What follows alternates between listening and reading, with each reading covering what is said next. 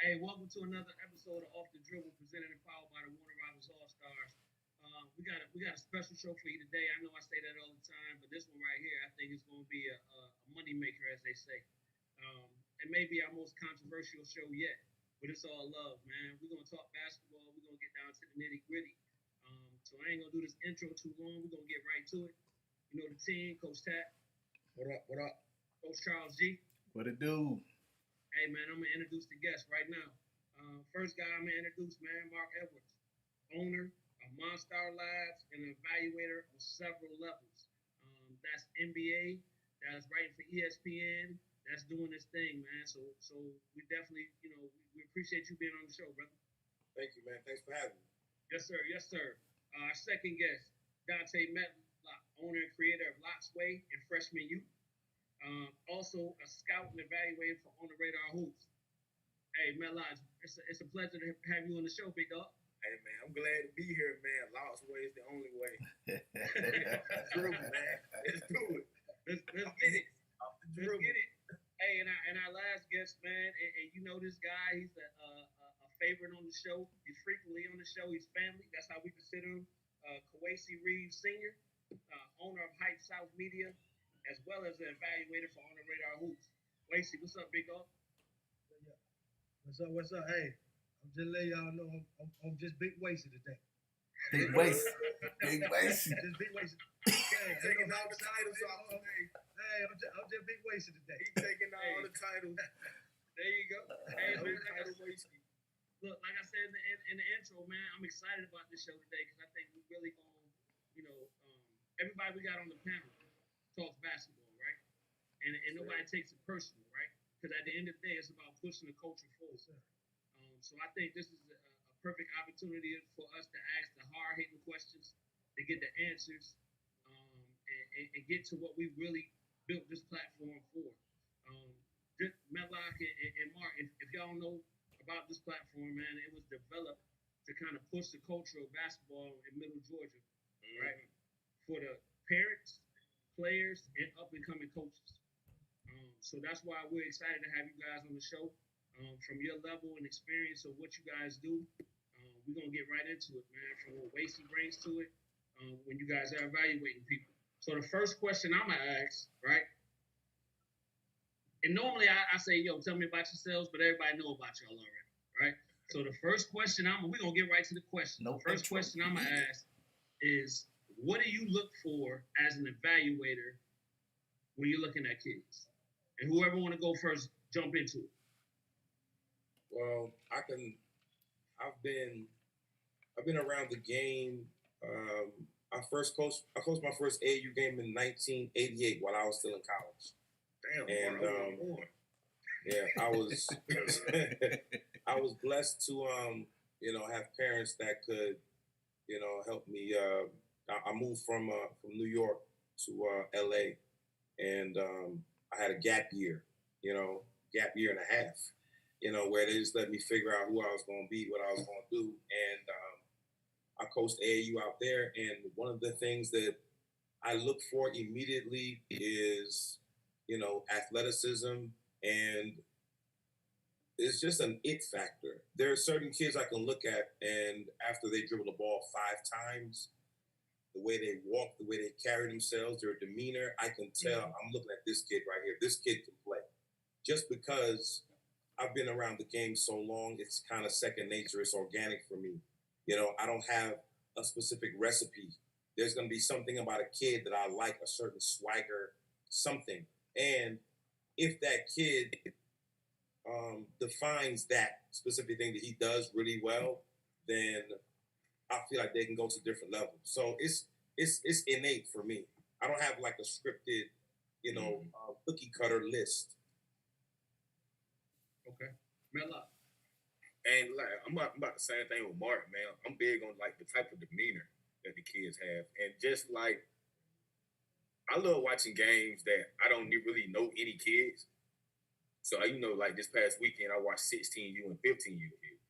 I didn't watch any of the 17U. And the first thing I try to look at how a kid warms up and see if he's taking it serious. How he's warm? Is he making the layup? Is he taking it serious? So Is when he I sweating? see that.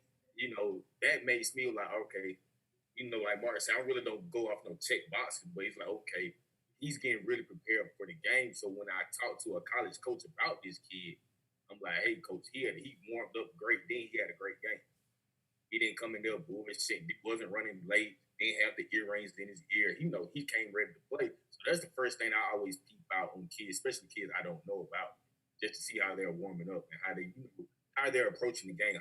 Are they taking this game like it's their last, or they're taking it as it's just a regular A&U game? Please.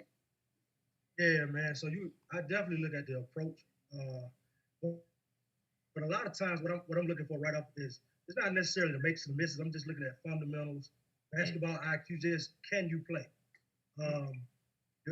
Do you have any, no wasted movements? Just straight to the point. Crisp passes. You don't even have to, like I said, it's not about points and scoring and all that. I'm just looking at straight fundamentals, and just basketball IQ, just simple stuff, man. Just to make sure, okay, this kid can play. He may be off, but I can still see like he doing certain stuff. So, I'll know right off the kid can play.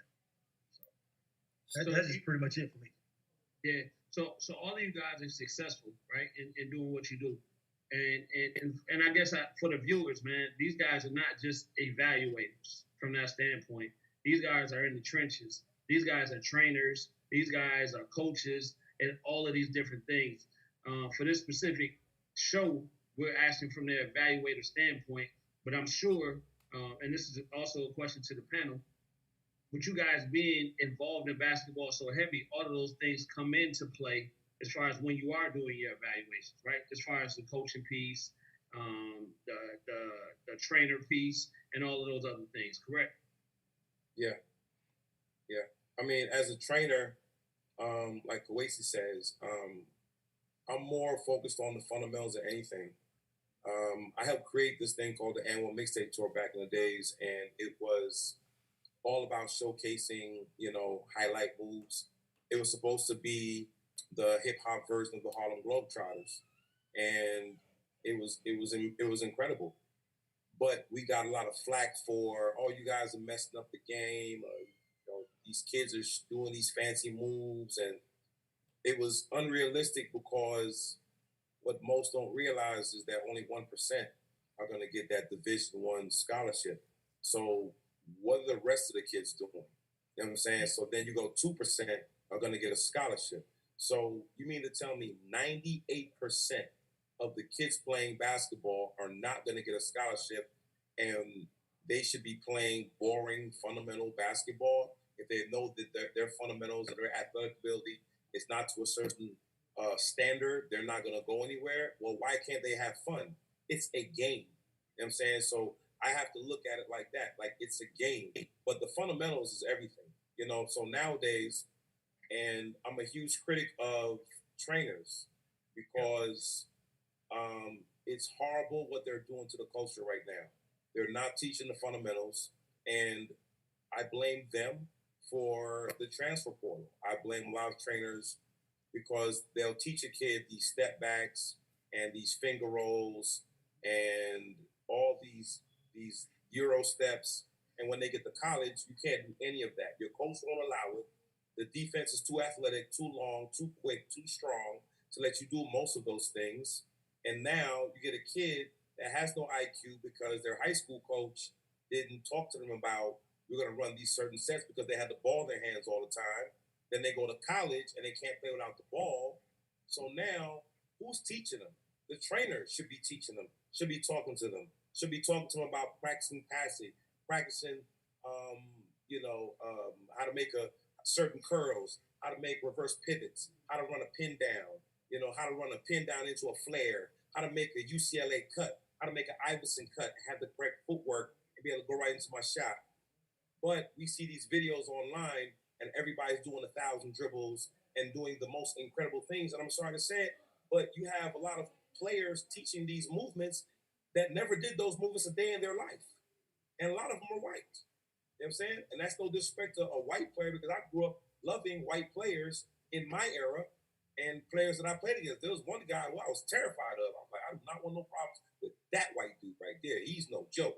I look at everybody as a ball player, but I also look at him as teach what you know. So that when you watch your player play, you can identify everything that's right or wrong with his game. If you just throw a bunch of stuff out there because it's popular on the internet, now you're hurting the kids. Now, you know what our kids don't understand? Our kids don't understand that when you go to college, they're going to show you a play 2 times in practice. If you can't figure it out, on to the next person.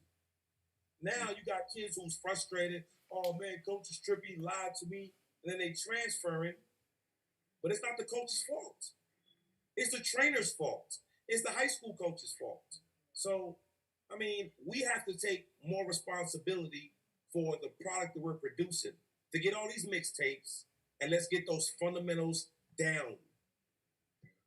Hey, so before anybody else jump in, I definitely want Medlock and Kowacie to jump in on that question as well. Mark, I'm gonna ask you as far as from your evaluator standpoint. So when you see a kid that's kind of doing the most, right? Do you actually go and pull that kid to the side and say, "Look, man, you don't need to be doing all of that," or whatever the case may be? I've done it to national kids. I've done it to Damon Harge. I did it to what's the little Spanish kid down in Florida, like 5'4" and does Julian 1,000 Newman. dribbles. Julian Newman when he was in the 6th grade, 7th grade. We were at NBA camp and they had the camp adjacent to NBA camp. Joe Davis does, and I saw him and I pulled him to the side, him, his dad, and I said, "Listen, you need to focus on pick and roll. You're not a tall player. You got a great little handle. You need to focus on pick and roll, how to master that and do that. And you'll get something out of this."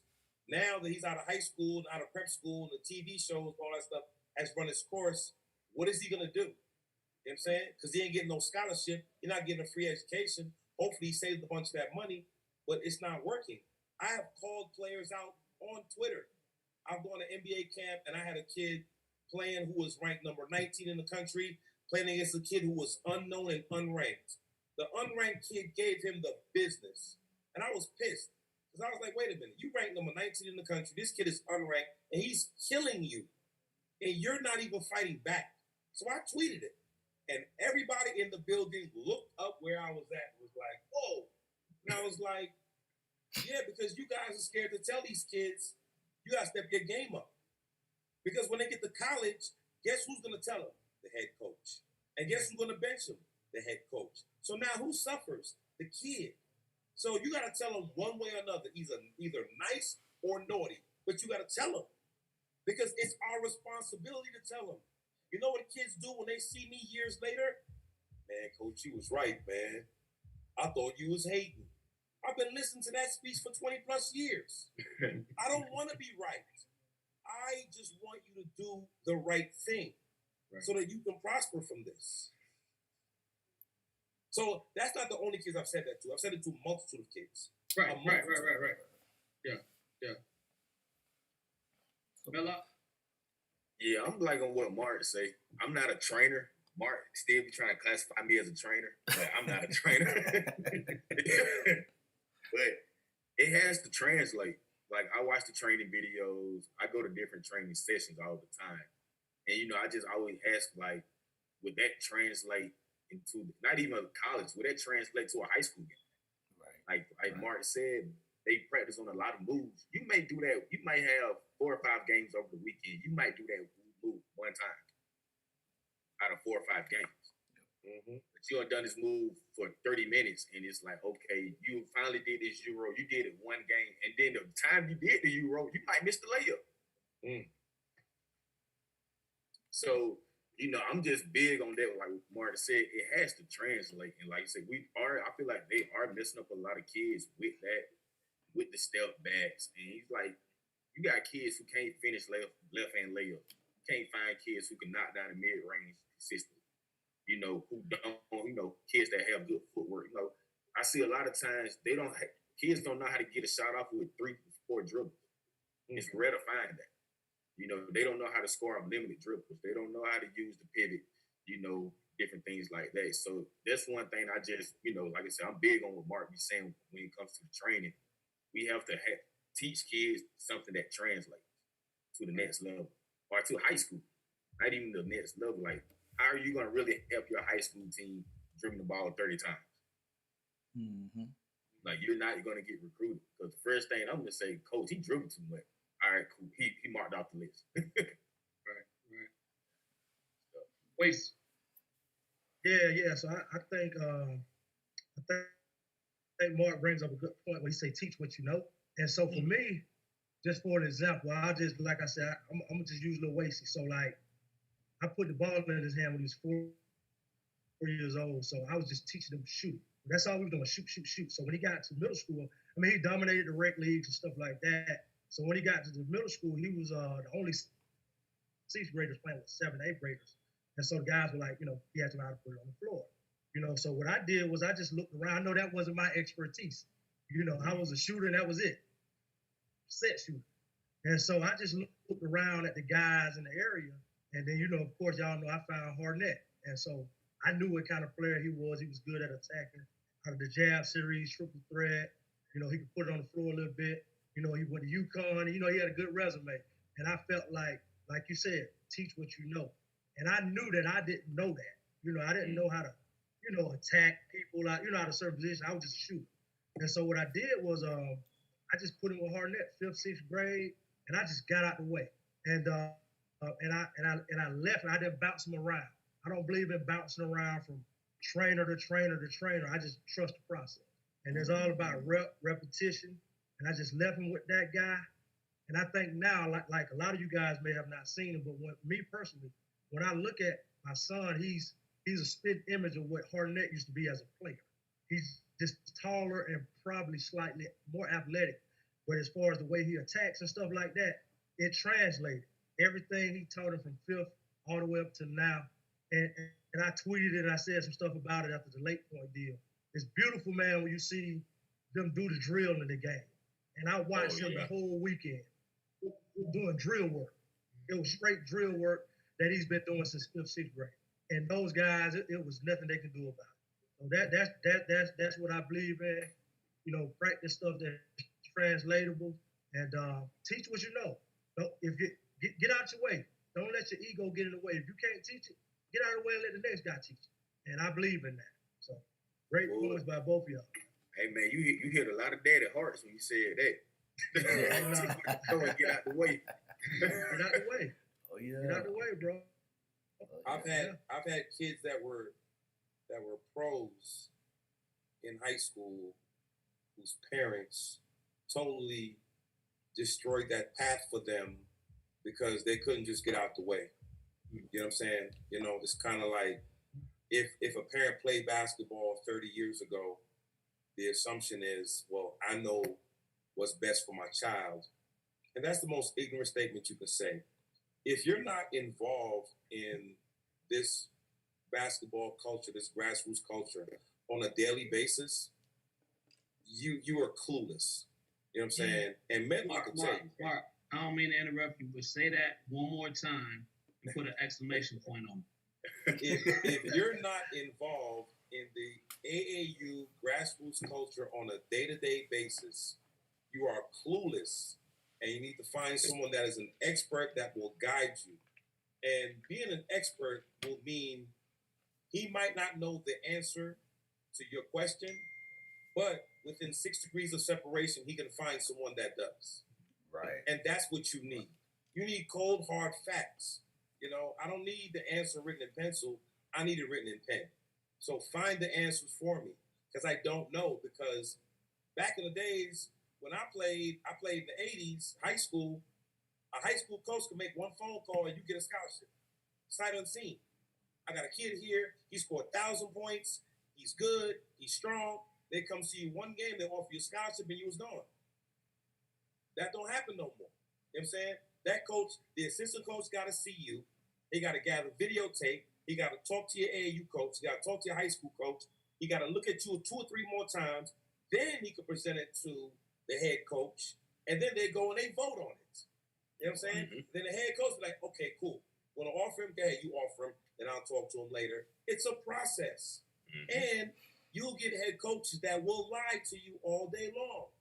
I had a kid. I'm not going to mention no names. I'm just going to mention the school and the state and so forth. I had a kid who ended up signing with with Ohio State. His father, I said to his father, why would you have that man signed to Ohio State? We don't send kids to Ohio from Georgia.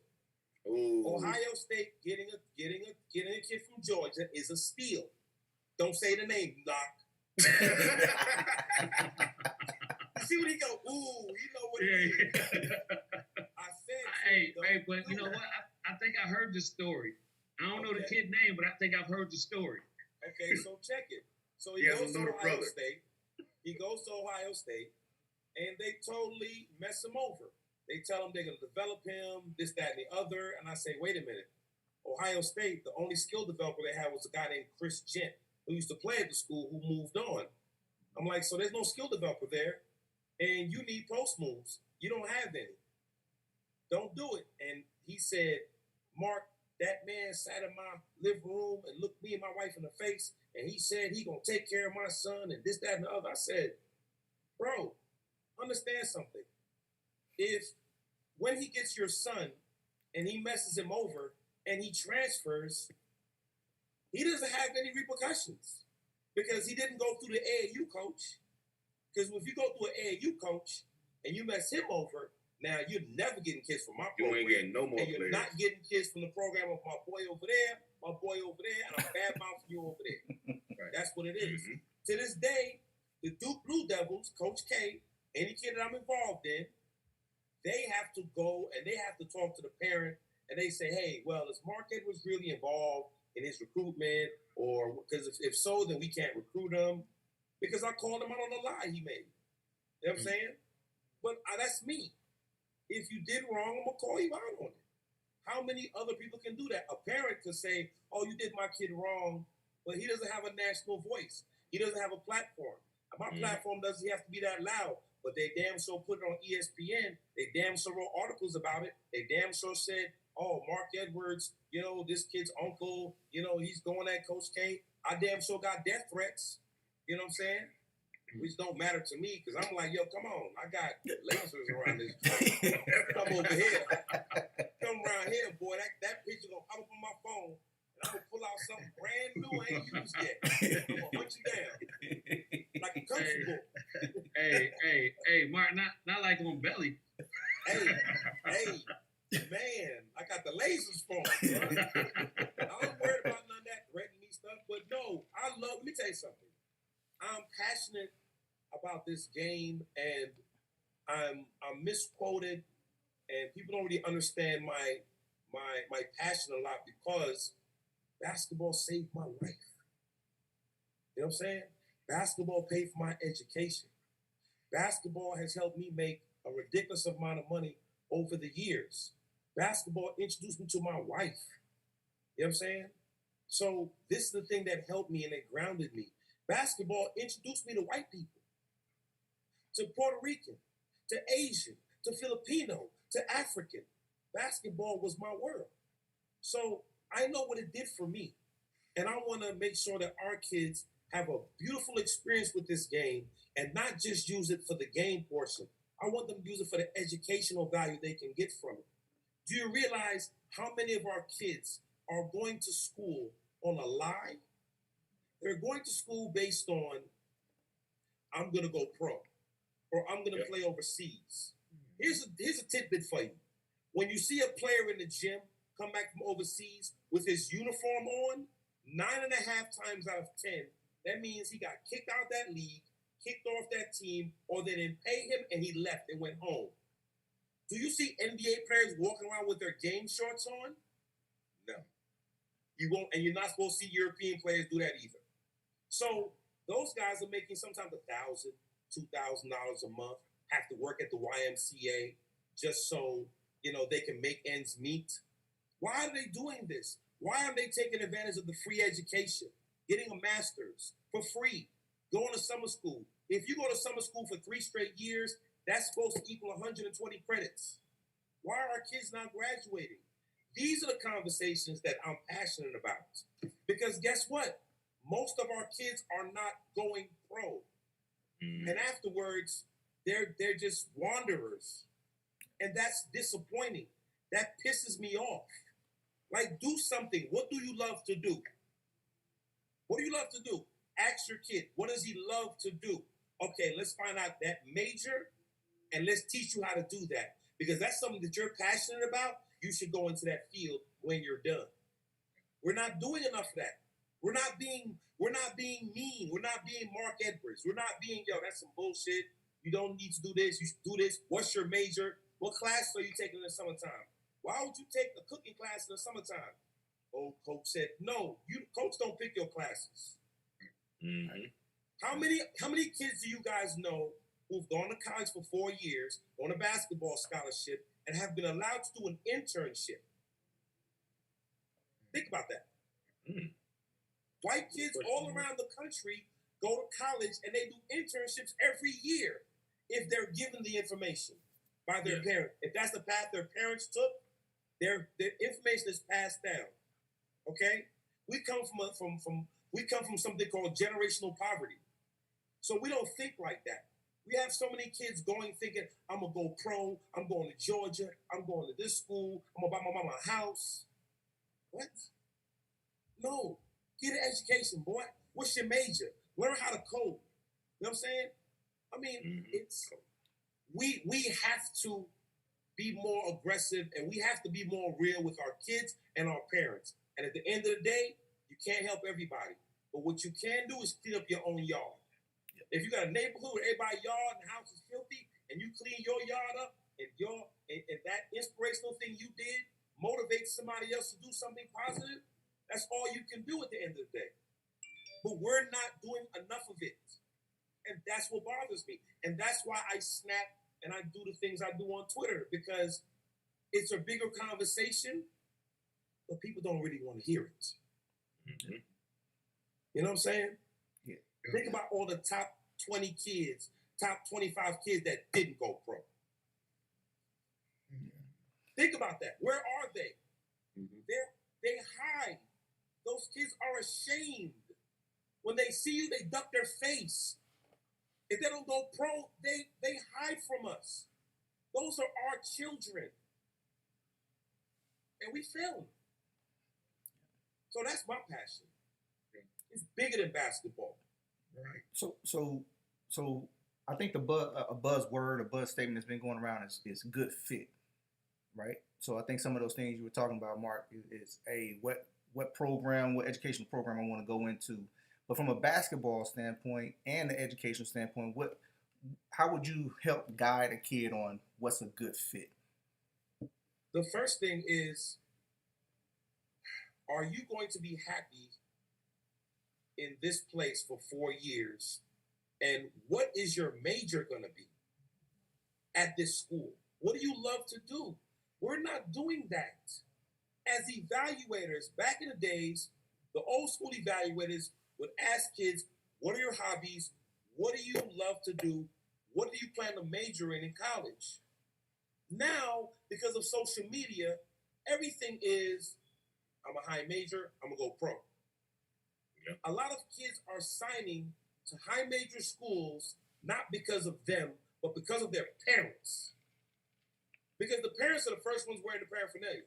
The parents wearing the paraphernalia more than the kids.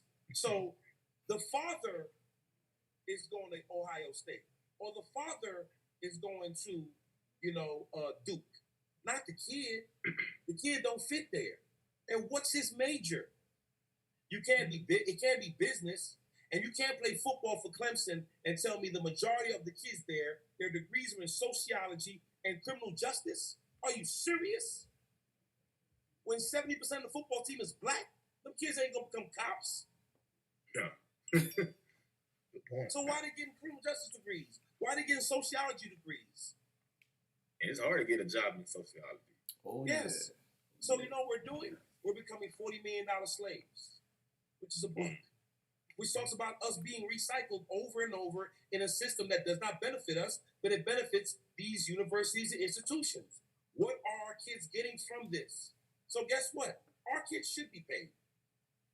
Why not? They should be paid. It shouldn't be under the table. Pay them. Because guess what?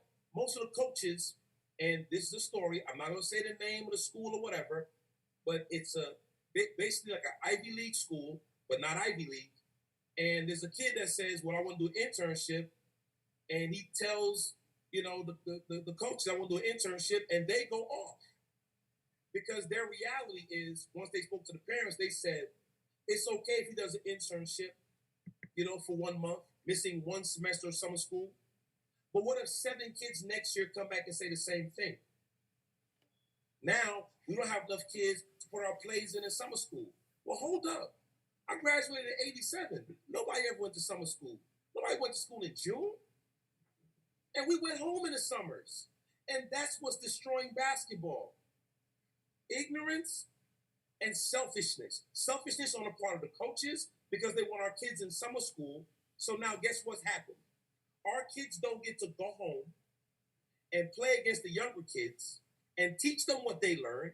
Our younger kids don't get to play against the older kids who they looked up to, who they want to try to get up against. I want to test my skills against buddy that went to school. He's back now in the summer. That's how we got better. We have allowed them to change our basketball culture for the worse. Because it is a fact. If you go to summer school for 3 years and you're taking at least 15 credits during the school year, you should be graduating in 3 years. Why is not enough of this happening? Because as parents, as mentors, we're not pushing the envelope. We're not holding these coaches accountable. More people should be cussing out coaches like I did online. Here's the thing. What can Coach K do to me? Not a damn thing. Nike was built on Jordan brand, not Duke. Repeat that. Okay? What they gonna do? Keep out of an EYBL game? I'll watch it online. I'll stream it. What you gonna do? Keep out of a Jordan brand game? I'll watch it online. I'll stream it. This ain't about them. It's about our kids. And we're not taking enough responsibility for it. We're not finding enough correct fits for our kids. Why can't we have our cake and eat it too? Which means a correct fit on the court and in the classroom. If we are not asking our kids, what is your major going to be in college? We failing them. And it's your fault. We got to look in the mirror and say it's your fault. Every time our kids don't graduate from college after having a basketball scholarship, it's your fault. Because when they went to school, nobody tweets about them graduating no more. Everybody want to tweet about when they go to the draft. The draft? You mean the draft where there's how many basketball players are there in college? 25,000, but only 60 kids get drafted, and then only 30 of them have a guaranteed contract. So what are we doing? So yeah, I'm gonna call a kid out. I'm gonna call a parent out. I'm gonna call a college coach out all day long. And I'm never going to stop because we have to demand more. And when we do, we'll get results. Sorry, fellas. No, you good. Hey, get it off your chest. Get it off your chest. No, brother. That's why we got you on the show. It needs to be said. Yes, sir. That's why we got you on the show. But I am going to ask, Tat, real quick. Medlock or Kowacie, you got anything to add to that? Nah, like Mark said, one thing I always ask a kid, if basketball is not at that school, would you still go to that school? Right. Like, if you're not playing basketball, do you still see yourself going to that school? Like, I got a couple of kids, who are finna commit to HBCUs, and, they was like, they didn't even, they couldn't visit the school, but just by the Zoom calls, they watching videos, seeing the atmosphere, I asked him that. He was like, man, if basketball, he said basketball, he told me after his freshman year, if he doesn't want to play basketball, he still would want to attend that school. That's good. So I'm like, that's where you need to be. That social experience is going to be wonderful for him if he's attending the HBCU. So without sports, you still have that culture there. But when you go to a high major and there are no high major HBCUs, what culture are you celebrating? None that you can recognize. So what do you fall back on if basketball, football is not there? You should be falling back on your academics. You should be falling back on the fact that someone's still going to pay for you to learn a trade that's going to make you a lot of money and secure your future. But we don't think like that. Our kids don't think like that. They don't think about a job. Our kids that play sports, we are neglecting our kids in that regard.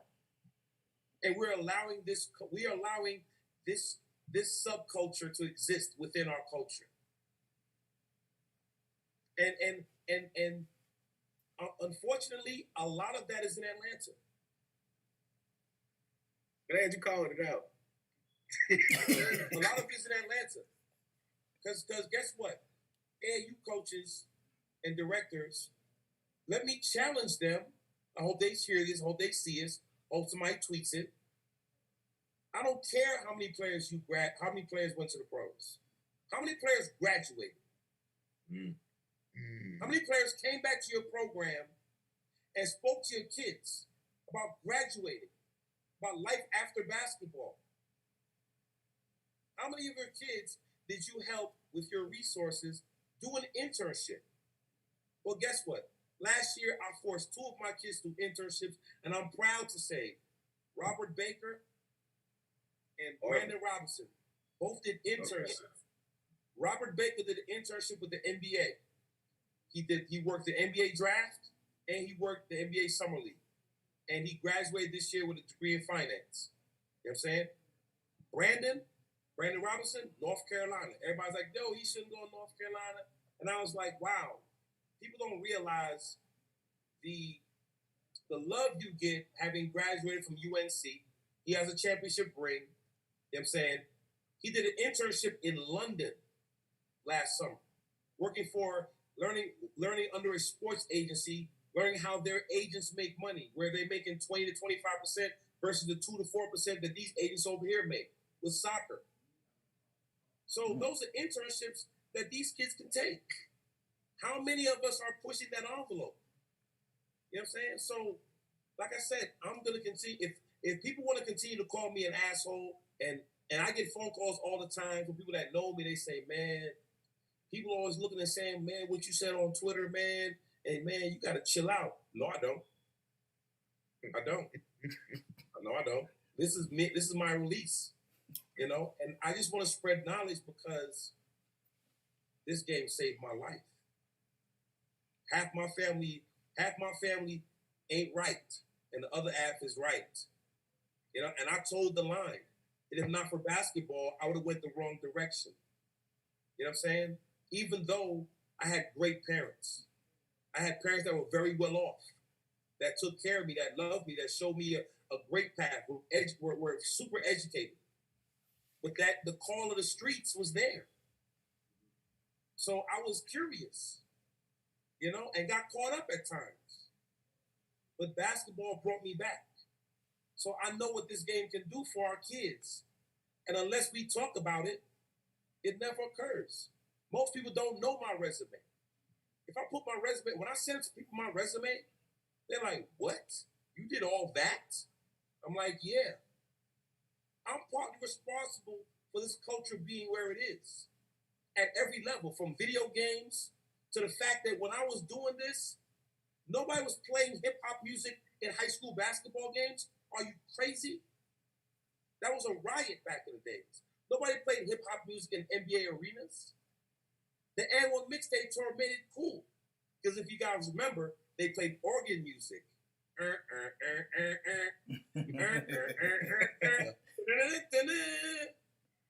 That bullshit. Double dribble. But now everybody's down with hip-hop culture. You know what I'm saying? I was responsible for a lot of those things. I can go into it all day, but I just, like, this, what y'all doing, opening the eyes of people in Middle Georgia, is beautiful.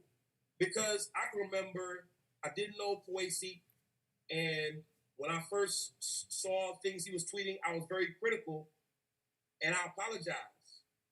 Because what he was doing was, well, at first I felt like it was, well, people in Middle Georgia, they thinking, man, how come we don't get no love? And my thought process was, you have social media, and you have the bandwidth, you have the people. Create your own. Come up here, and if tournaments are here, kick their ass. You know what I'm saying? Or, remember, back in the days, we always had AAU events in Milledgeville. Milledgeville was a hotbed for AAU events. And as a matter of fact, I forget the dude's name, but one of the head coaches out there for high school basketball in Millersville, he has a McDonald's vote. You know what I'm saying? So it's like, how you get a McDonald's vote? Yes. So the culture is in your hands. And remember, Macon, Georgia, and Albany, Georgia dominated basketball for years in the state of Georgia. Let's be clear. Dominated. Because the Manuel brothers gave the whole state hell.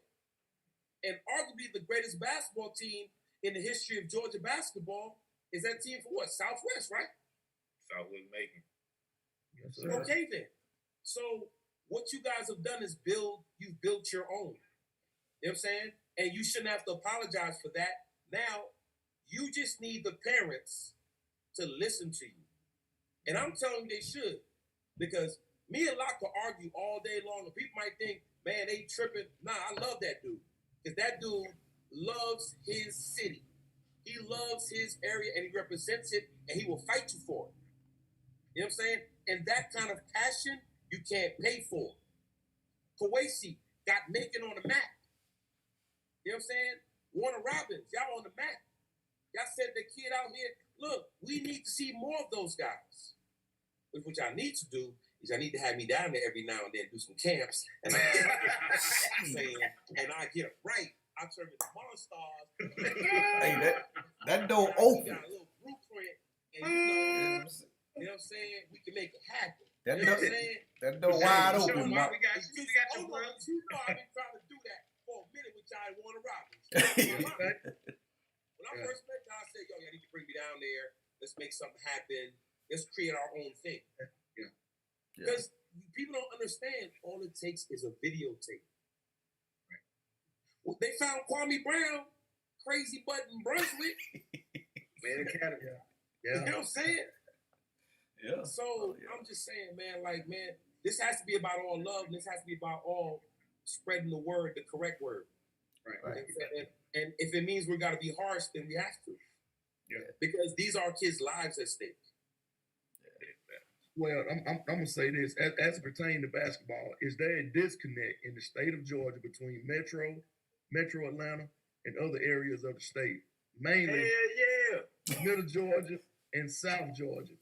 Y'all elaborate on that. Hey. Locke, that's you, Locke. What you got? Hey, listen. That's you and Wacie. Let's go. Hold on, Locke. Let me. I'm gonna say this. I'm gonna say this. Like, you're right. Atlanta to me right now is the power. They have the power, and I'm not looking to shift the power.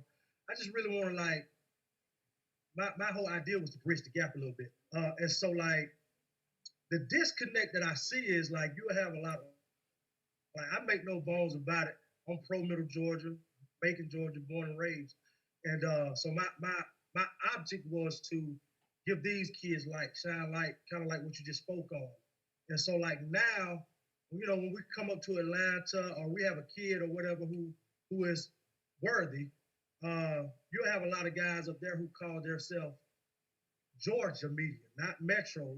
They call themselves Georgia media or just Georgia basketball. But you'll look around and they'll be sitting front row and a kid from Middle Georgia will go off and they won't say one peeping word. And then you'll have a kid from, it could be Gwinnett or wherever.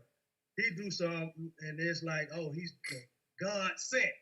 And so I'm like, wait a minute, dude, you were just sitting right at the same game. And that's my whole, I'm still trying to figure that out. What is that? Why because I'm going to say it. I'm going to tweet it, I'm going to prop them up. But if you're a unbiased state of Georgia guy, why I need you to say it too. I don't think that you exists. Turn a blind eye and then you don't think that exists? I don't think unbiased exists. I don't think anyone is unbiased. Because as human beings, we're all hypocritical. So I don't think anybody can say they're unbiased. So you got to run with that. No. I'm biased and I'm pro Middle Georgia. But if I were to call when I'm evaluating for Sean on the radar events, I'm gonna give every kid their prop if they earned it, if they put it on the floor. I'm not gonna say, oh, he's not from this, that, I'm gonna turn a blind eye. That's what I'm speaking of. Like, don't be biased when you're supposed to be an entire entity for the state, not an area. So that's where my gripe comes in.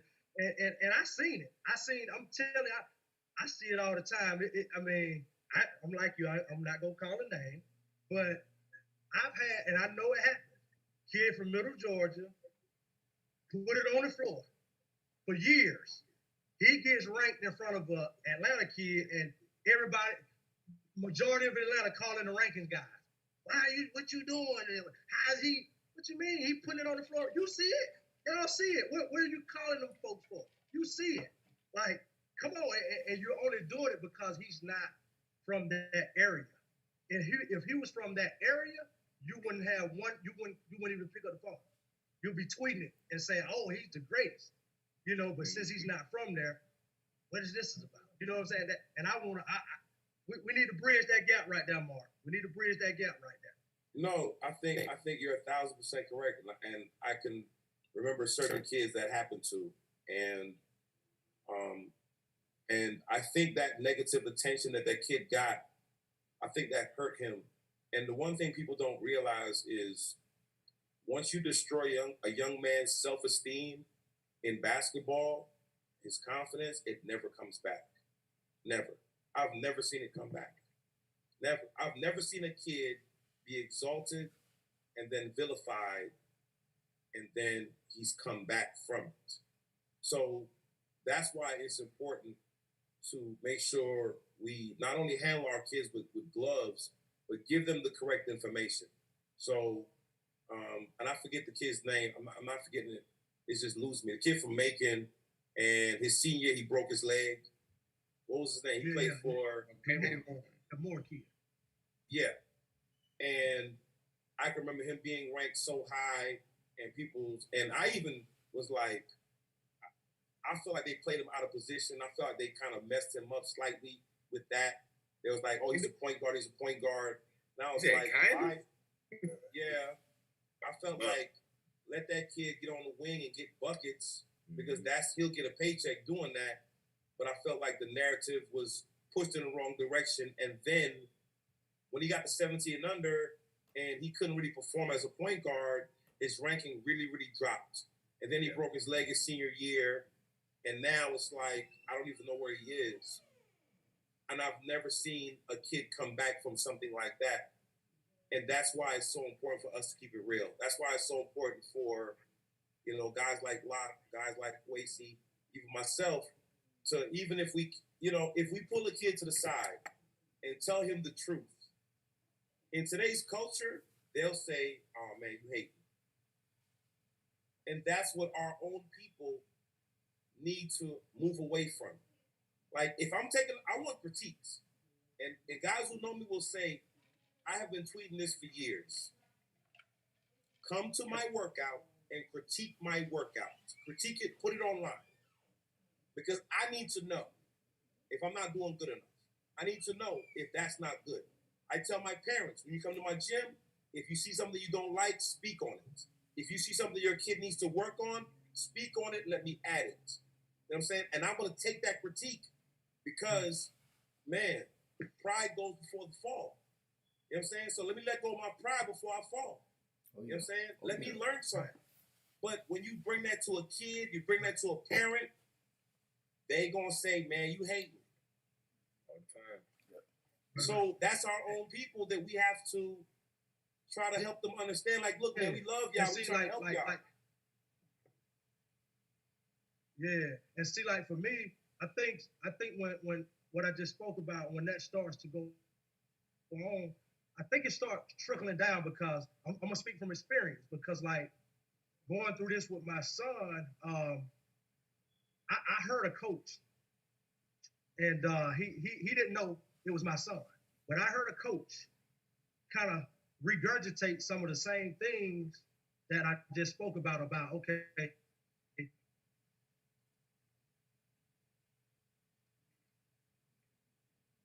Kowacie bandwidth. Yeah. I think you got that Metro PCS Wi-Fi. Medlock, I'm gonna let you jump on that, man, Yeah, because I want to hear what the South got to say. look, yeah, because when you get done, I got something to say.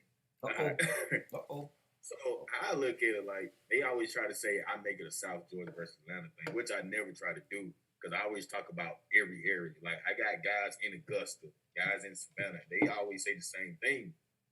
And so like now, y'all like Kowacie was saying, the guys that tweet, a lot of times they do stuff for clout. They tweet on the same kids all the time. Mm-hmm. And why they do it to get followers. Or I'm like, I got personal relationships with some of the top kids in the state. You know, the Zonko Littles, the Robbie Armbrush. I haven't tweeted on those guys in 2 or 3 years. I don't need to. How me sending the tweet out about one of those 2 kids going to help them? They already got everything they need to get. So I think that's what a lot of guys in the gym do. Like Kowacie said, we will be watching kids. They would just tweet on the same guy. And sometimes some of the guys they tweet on don't even play good. Or you see highlight tapes of guys over the weekend who played like shit. But them the same guys that's getting those media, getting those tweets, getting those highlights because those guys are doing stuff for clout. They're trying to get followers. They're trying to make money. So they're trying to aim for the same guys who everybody else is tweeting or sending videos out. Hey, Medlock, hold on, Kenneth. Hey, Medlock, you say that. We ran into an incident like that this past weekend. We played a guy, got high major offers. Played against him. We had a kid that scored 21, I think 21 or 23. That kid scored 8. I mean, but you still got the heat. He does this well, he does that well, and we held the kid 8 points. Hold on. Just name me the teams y'all played. Cause I ain't catch the 17. We played Tennessee. We played Tennessee Panthers. ATL Hoops. And who else? I can't remember. I'm trying to think. Spates. I know what you're talking about. Yeah. I mean, so Mark, you know what I'm talking about there. Yeah. But like, I mean, like that really, and I'm with Waste on that. That bothers me that our kids play that well, and it's not a peak. But then this kid doesn't play as well, and he does this well, he does that well. And, I don't like that. It's the clout, and a lot of times, like I wasn't a great evaluator. It took me some years to know. I'm from South Georgia. That's the only basketball I knew at the moment. I came up here, kept going to the gym, going to JUCO events, going, Division I games, Division II games, middle school games. Start learning the levels. And I think a lot of times people don't know how to evaluate. They just see what somebody else say, or just see what somebody else wrote. So, of course, if I already said this, Sean already said this, Wasty already said this, they're just going to go back and say the same thing. They're not going to trust their own eyes, right? Even though, like you said, this kid ain't did shit all game, just because everybody else been tweeting on them, they're gonna tweet on them. They ain't gonna tweet on the Trey Grains who gave out 30 over the weekend. Right. They're not gonna do that. Like, trust me, I see it all the time. I see it at all the events. I see it, I'm calling them out. I see it at the hoops team events. Like, I see this shit all the fucking time. Trust me, I understand your pain because I see it from my South Georgia kids where I'm like, I seen this kid just pass out work.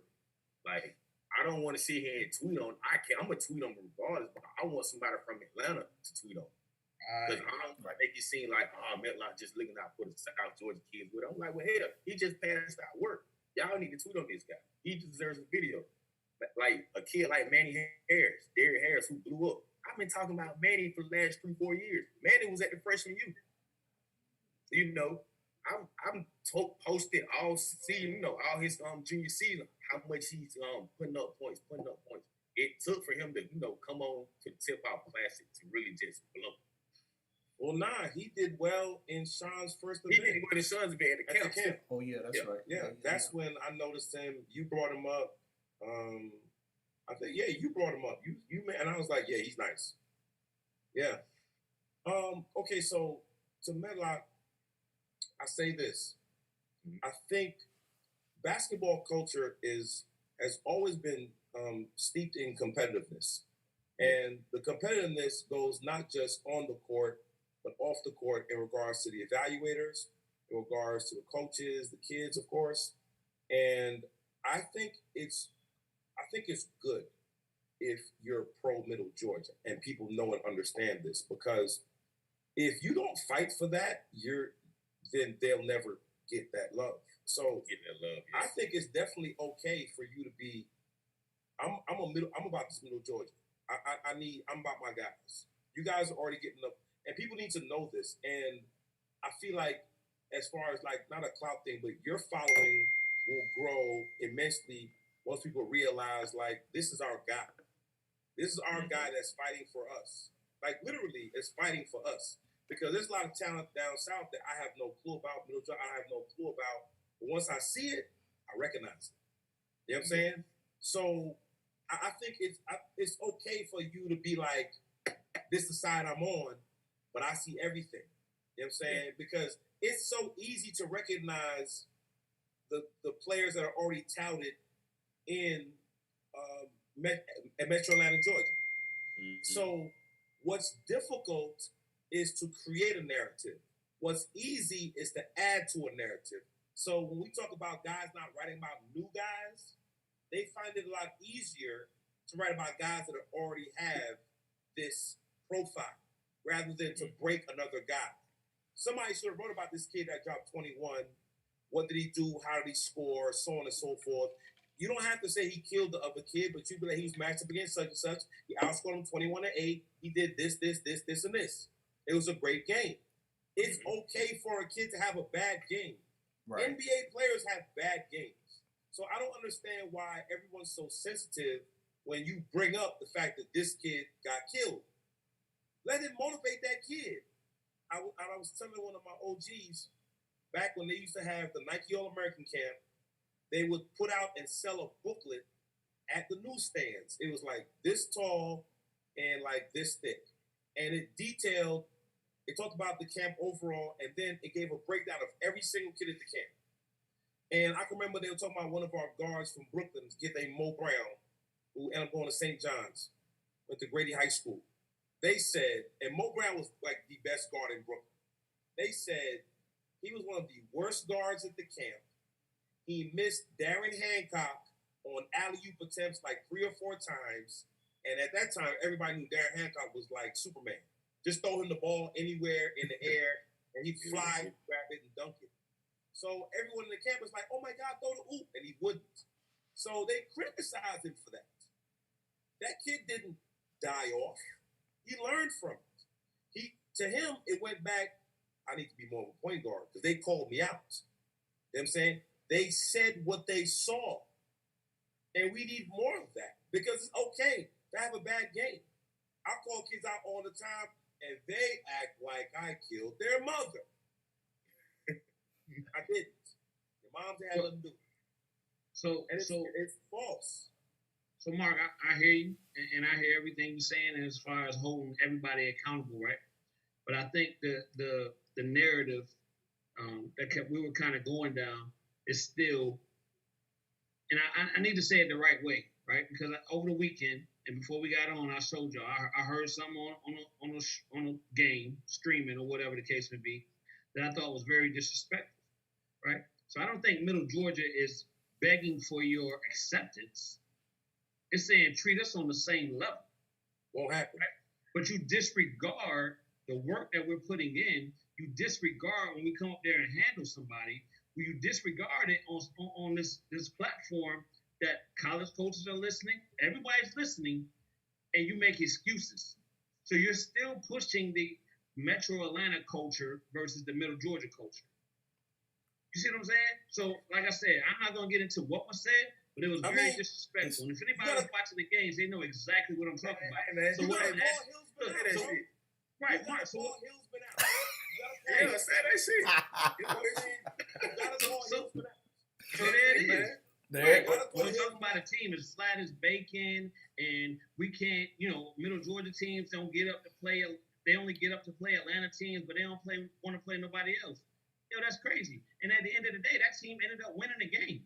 You know but what's there's funny? nothing that came back after that. So You what know- I'm asking you, Mark, specifically, right? Mhm. Because you here, but you there as well. What is it? Where's the disconnect at, bro? The disconnect, is understanding the actual play. And when I say the play, I mean, okay, let me give you an example. In NBA, college, whatever, you'll get a coach that will tell you, do not, okay, your body needs 3 hours to wake up. Okay? So think about this.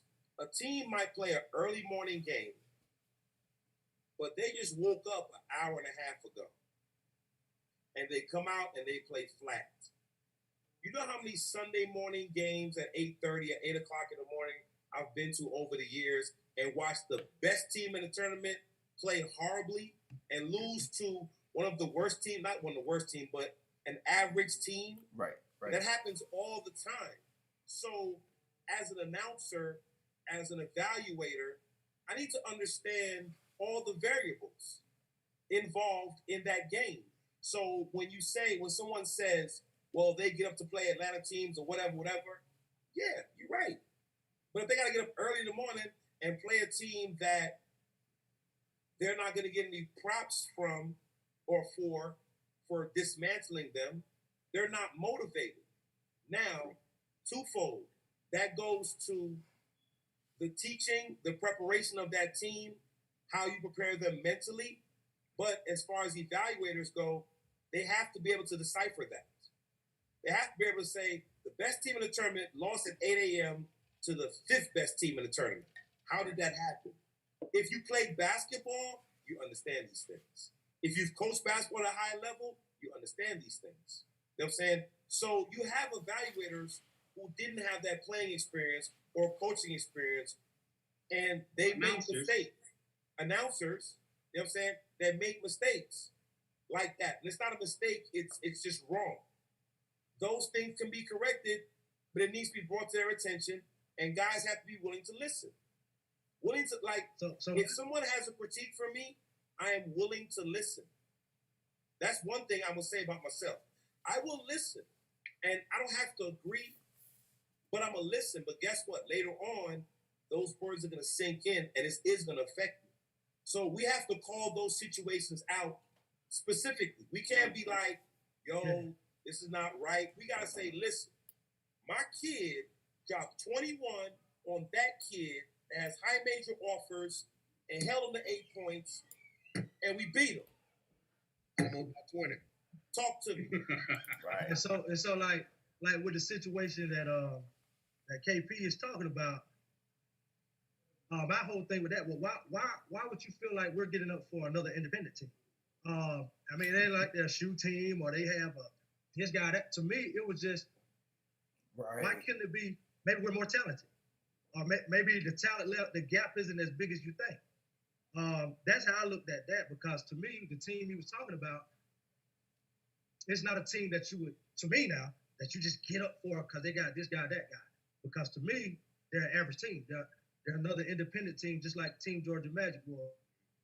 So that's another one of those Atlanta biases, because he's a commentator or analyst, whatever he calls himself, but he's pro Metro.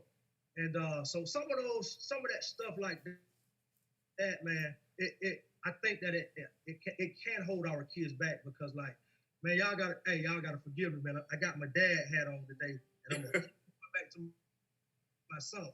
I was told about this USA stuff and the NBA camps. I was told that, hey, he needs to go play on the circuit. He needs to do this. He needs to do so such and such can see him against this guy, that guy. But then you get a kid from Metro Atlanta that was on an independent team, not on the circuit, not anywhere.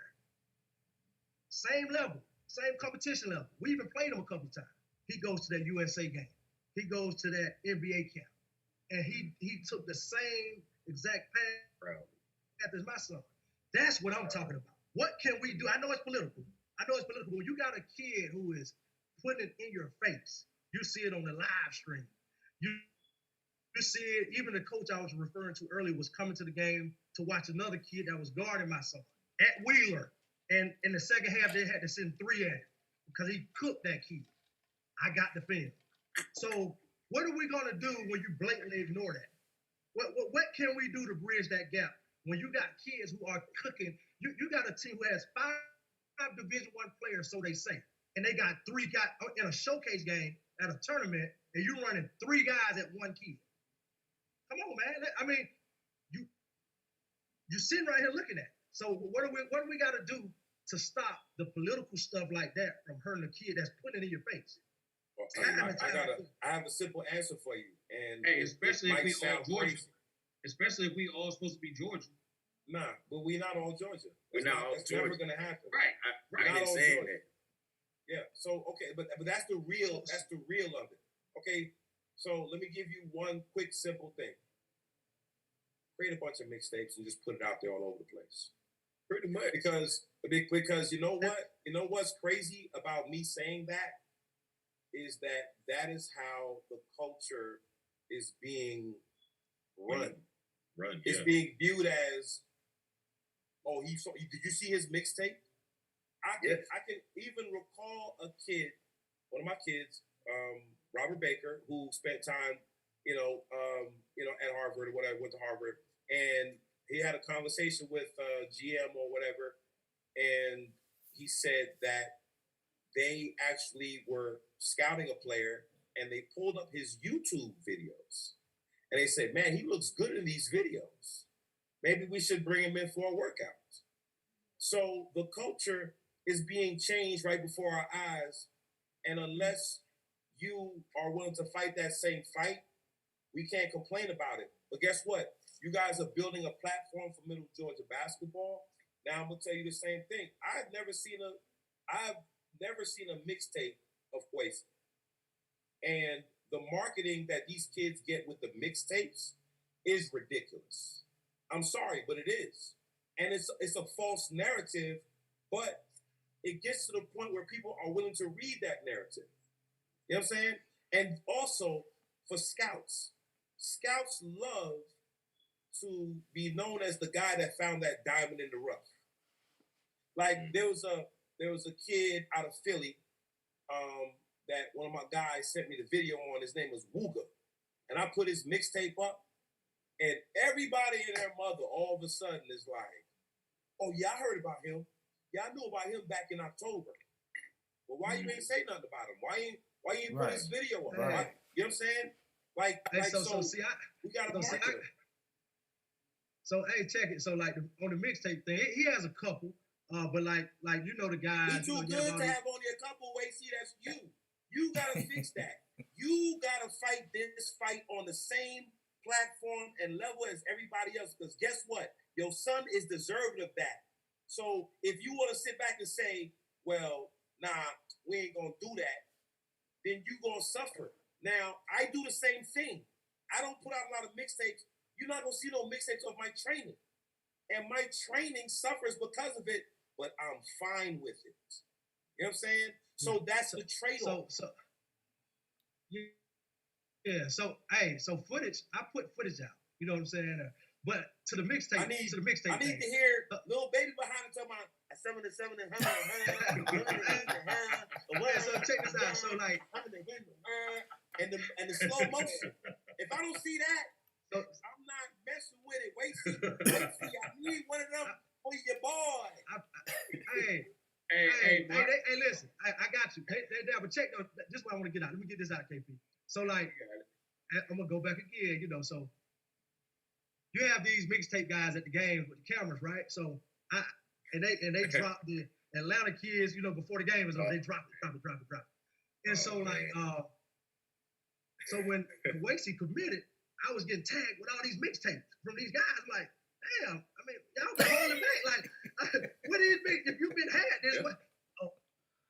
We was just waiting till you commit. Really? Is that what it was? Those guys are paid. Like, you have kids whose parents will pay them to go to the event to get footage just of that kid, so they can put mixtapes out. So it's a hustle. You know what I'm saying? And it's part of the culture because matter of factly, as an NBA player, you get more endorsement deals based on your social media following, which is why if you look at LeBron's Facebook, Instagram, and Twitter, he has way more than everyone else. It was why Zion Williamson could command almost $100 million coming out of college because he had 2.5 million followers on Instagram. It's why LaMelo Ball is going to command a great endorsement deal or sell a lot of the Big Baller brand product because he has almost 3 million followers on Instagram. So this social media thing that, we don't want to touch sometimes, if we don't touch it, it ends up hurting us. It hurts my business, and it hurts the kids if they don't have that mixtape because everybody's looking for it now. And I apologize for it. I didn't do it. That wasn't me. But this is what the culture is looking for. You sure it wasn't you? Ryan Harrell? Ryan Harrell started the mixtape culture in 2008, 2009, playing for the Celtics. One summer, he went from unranked to his highest number 19 in the country, and he had 2 mixtapes made of him every weekend. And I was like, what is this? And it was like, it's on this thing called YouTube. YouTube, what's that? So we'd sit in my house, pull up the tapes, and I'd be like, wow, that's amazing. And he blew up. He didn't even know how to handle all that stuff. Mark, no, that's the Mark, culture. I got to interrupt you right there, though, man, because you have to specify and clarify. We don't need 1 million mixtapes of somebody doing nothing. Yeah, thank you. Yeah. Well, if you got that humming the the music would make you watch the mixtape. The music will make you watch. People are entertained by it. So what you're doing is you're creating a subliminal message about a kid. Think about this. When Zion played out here in Atlanta, sophomore going into his junior year, and he killed it.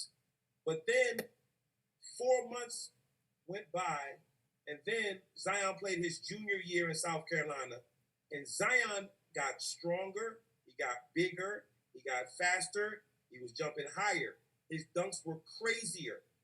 And they put out a bunch of mixtapes on him, and he blew up. You had Drake wearing his jersey. You had all these celebrities wanting to meet him. His games were sold out, and the legend of Zion was created. You know what I'm saying? Because we all saw him here in Atlanta playing for Game Elite. Yeah. But when he left, it went through the roof because of the mixtapes. So I'm not saying that it's right. I'm saying you have to, if you want to compete on that same level, you got to hire that mixtape guy and say, hey, man, I give you $150, man. I need 2 mixtapes for my kid. Coach Charles? Yeah. Hey, that's how I'm sorry, but that's what it is. Go ahead, and college coaches are watching these mixtapes as well. No, they be definitely honest. are. I want to talk about that Team Magic situation. The Georgia kids, the kids that's outside of Atlanta, they're not going to be motivated to play a Tennessee Panthers. They're going to be motivated to play the Celtics, the Aim Highs, the Georgia Stars, those type of teams who got these players because that's what they see on Twitter. No, so and I 100% agree with you, right? I 100% agree with you.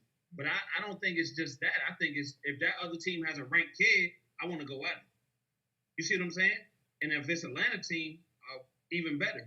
But if this Tennessee Panthers team have a kid in the top 25, I'm going at that kid too. But so I think the Middle Georgia and South Georgia kids looking at that. This particular like I said, situation, my whole thing was wrong. Yeah, my whole thing is you don't It was talk just wrong like because you're talking about kids, man. You don't know who's watching this. We are not motivated. We are not motivated to play another independent team, and the talent level is the same. He can say what he want to say. The talent level is no different. I'm telling you, I don't think that team is as good as he think it is, and that's the real. Because what he said was just wrong. It was reckless and it was irresponsible for him being that team don't have anyone that would make our kids say, "Oh, that dude there, we finna get." No, that team just not good as you think. But then he took it one step further. They got smacked around. And they got smacked around the next game, and he didn't say one word. And they were playing another team. Who's coaching that Team Magic, that Team Georgia Magic team? Coach Is there? It's Butts. Yeah. Oh, Butts. Yeah, Buster tell you about me. I used to play against him in Millersville back in the day. He'll tell you about the high flying, the handle, and all that stuff. You know what I'm saying? You know, I ain't lying, though. High school. He'll tell you what it was. Mark, be honest, where your YouTube at? They didn't have no Hey. 92. Hey, he looking for a mixtape, Mark. He looking for that mixtape. Hey, man, you got it. Hey, I guess I'm doing something. You can catch Mark on the Killer Crossover tour back in the day.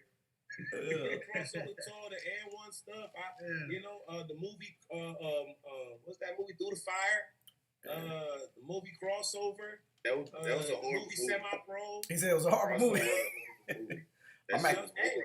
I'm gonna have to look it up. That movie made more money than most basketball movies. That movie made like $7 million. Hey, so let me ask this. There wasn't no basketball movies. So let me ask this question. Hey man, I got paid. You got paid. So let me ask this question. I think Mark said earlier. He said that bridge will, never be close. Do Medlock and Kowacie, you guys feel that way as well? I definitely agree. Like, it's like being a dead horse. Yeah. And just because, prime example, I say this on Love of the Game. We had a mid-down All-American down in South Georgia, Reggie Perry at Thomasville. Nobody came outside Atlanta when to go see this guy play. So if you're not going to see a mid-down All-American, you're not going to go see a Division II, low major, mid-major type of player. So that's when I really knew it's like, all right, I get it and I understand it. It is what it is. What high school did he play for? Thomasville. Reggie Perry. That's headed towards Augusta, right? No, see, hell no. It's like heading to Florida. That's where Robert Carter went and played with Shiloh. His senior year, played with Express. That's where Willie Clayton went. This guy won multiple state championships. They actually won a state championship with Reggie Perry. No one went down. I went down there to a few games. I ain't going down there. The police probably looking for me. No, but Mark, you're not an evaluator. You never said you was a Georgia evaluator or a scout. No. I just dabble. Yeah, like I know the quantity of talent won't be the same because Metro is just such a bigger area. But my hope is to, when we do have that one or that two or three, whatever, man, just it ain't but a couple. Yeah, well, just show that, just come there, just do, especially if there were. Now, I'm not begging for. What's that, Mark? What's that? They're not gonna do it. Wait, I think you said it perfectly, man. Ain't nobody begging for it though. That's the part that I think is misconstrued. Ain't nobody begging for it. They just saying, yo, give respect. Get the props where it's due at, man. Won't happen. Even when y'all was winning in Albany and Macon, Deuce from Atlanta wasn't coming down there to see that. They're not. People are very territorial. So what happens is, like I said, you guys have to create the vibe. You guys have to create the vibe, and you guys have to put the footage out. You guys have to create something, because I'm gonna tell you something. So I'm gonna give you a quick story. When I did the annual Mixtape tour, that was my idea. That was my baby, and I gave it to the company and1. Okay, when we first started doing events, the first game we did in Atlanta was at Morris Brown. Place hold 3,500 people. We sold that building out in minutes. You know what I'm saying? And we had 5,000 people outside. And me knowing grassroots marketing and so forth, guerrilla marketing is what we used to call it, I'm like, yo, we're gonna build on this. So you know what I did? I made the cameraman go outside and take and at the same time, we have pictures of video of the inside and the outside. And I went to the guys, I said, yo, stop. I need y'all to give me y'all greatest dunks ever. I don't care if you miss. I need this crowd to go crazy. So the guys were going on layup line and trying 540s and 720s and 360s, and the crowd was going nuts. And I had the doors open. So the crowd inside is going crazy. So now people outside are going, oh my God, what's going on in there? I want to see that. So what we did was we built that urban legend. We built that buzz. We put that tape out. So now the next year we came back, we couldn't go back to Morris Brown. We had to go to Morehouse, which is 3 times the size. And guess what we did? We sold Morehouse out and had 4,000 people outside. You know what I'm saying? So then next time we came to Atlanta, you know we had to go? Phillips Arena. So I say all that to say, you guys have to market and produce and create an atmosphere in Middle Georgia that says, guess what, Atlanta? We don't need your hype. We rocking down here. Because if y'all got the music playing and they surf and they what's that surfing thing and they got it rocking and you know what I'm saying, they're doing all that. Mark, you went about 10 years back. And they still swag surfing the crowd. That song's still popping. You put that on right now, them kids is great. You know what I'm saying? So what I'm saying is, you guys have to just continue to build your own. You know what I'm saying? Like you guys have to have showcase games in Middle Georgia, the same way they have those showcase football games. What's the big rivalry game? Warner Robins versus Northside. Exactly. That game is on TV in Middle Georgia. Those games are sold out every year. I don't know if it's still the same, but that rivalry when I was in Middle Georgia, I'm like, I got a high school football game on TV. And that was like, yo, that's the biggest game of the year. You know what I'm saying? So all I'm saying is build your own, entertain your own communities, and put your own footage out. And because Lock gonna fight for your kids. And then you know what you do? Y'all need to start consolidating y'all teams and putting together some super teams for Middle Georgia and come on to Atlanta and kicking some ass. Because the talent level is too spread out in Atlanta. And y'all can beat some teams up if y'all want to. Mark, say that again, Mark. Say it again, Mark. Consolidate a little bit more. Yeah. Come up here and smack some teams around and start blowing these dudes out by 30, 40, 50 points and then talk your shit. They did that one year with Cam Holden, Nelson Phillips, and Ty Fagan with all on Team Georgia Magic. And when I say remember, I ran through the weekend. What are you talking about? They ran through the tournament. I caught an ass whooping. What you talking about? I was like, yo, this ain't right. I was like, Derek, what's up, man? What you doing? He's like, man, hey, this is what I got. I gotta let him go. Hey, so I want to ask you on because I know you're big with the no ducking, right? And so you know you guys are big about if you got somebody, play somebody, right? So I'm gonna go back a couple years ago. So tell me what you think about this. Like upsilly, they won this run that when they was going year and a half, 2 years without even losing. Undefeated. They were trying to schedule McKeitry, right? And so it was one of those things to like where y'all got to come here.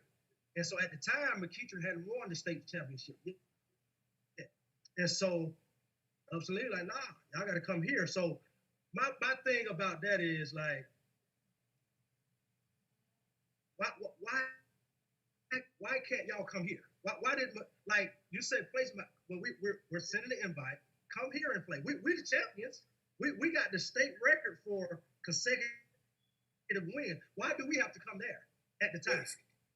They scared of these country dope boys. They gonna be under the basket. And that gym was gonna be, they call it the castle. That gym was gonna be swagging and surfing, and because those people in Thomaston were coming. So, Mark, what do you think about that when you send out an invite?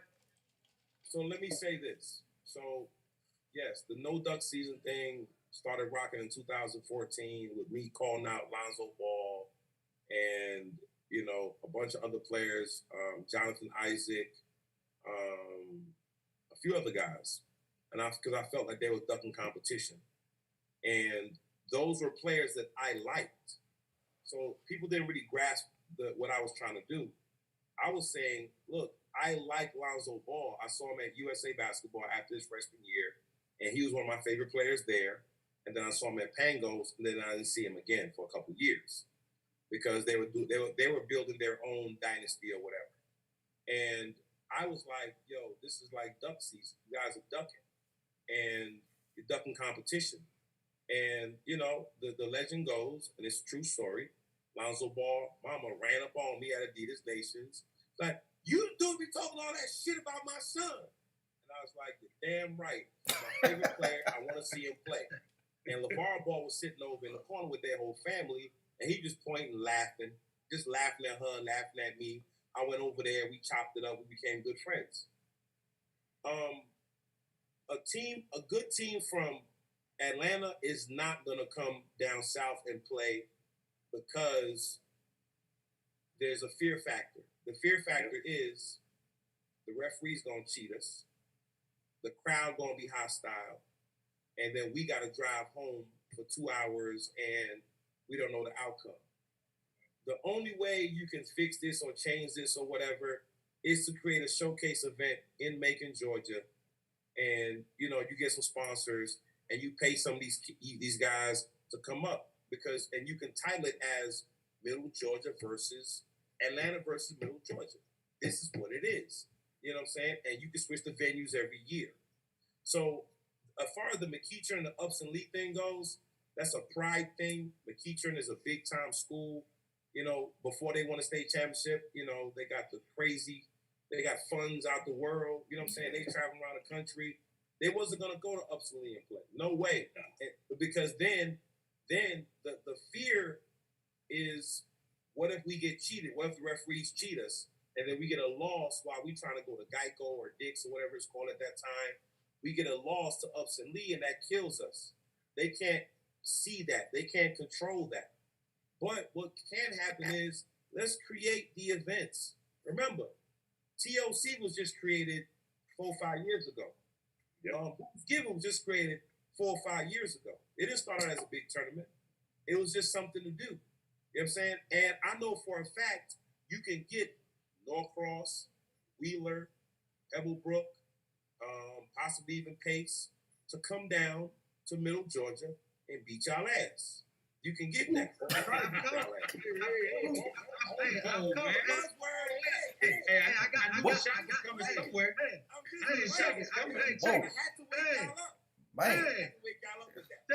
it. No, seriously, I don't care. So I got the event.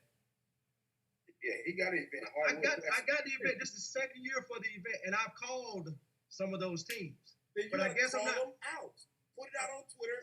I'll retweet it, and I'll say, yo, y'all dudes don't stop ducking. Y'all scared. I'll call the coaches, because Wheeler High School, we ain't ducking nobody. We go wherever. We about that life. We beat the number 2 team in the country. Stop playing with us. You want all the anywhere. So you can count us in. This a done deal. I'm calling Larry on the phone. Done deal. I'm gonna put it out there. Wait, go ahead. Calling us out. It's Larry from South Georgia anyway. Go plug it, Wacy. Plug it, Wacy. One call, that's all. The Hype South Hardwood Invitational, November the 28th, with the shot clock at Warner Robins High School. We have openings. Hey, we already have. The problem you're gonna have is most people already got their schedule. They might have one game or whatever. I think you'll get a better response the following year, especially with COVID going on. I think you can have a big event, and you have to title this as us versus you. Just like I got my man in Florida, like my little brother Steve Reeves, who runs each one team at Oak Ridge. He's like, yo, we need to do a Florida versus Georgia event. I mean, I talk trash to guys in Florida all the time. I talk trash to guys in Baltimore, in that DMV area all the time. And for me, what it's about the culture in saying, I don't care who wins or loses. Yes, I have my favorite. I think we're better. I'm voting for us. But if y'all come out here and it's a very competitive game, no one loses. Right. Because the college coach is going to pick a kid that wins and loses. Yep. He did good. So now we're moving the culture forward. There needs to be a Georgia versus Texas, a Georgia versus Florida, Atlanta versus Middle Georgia.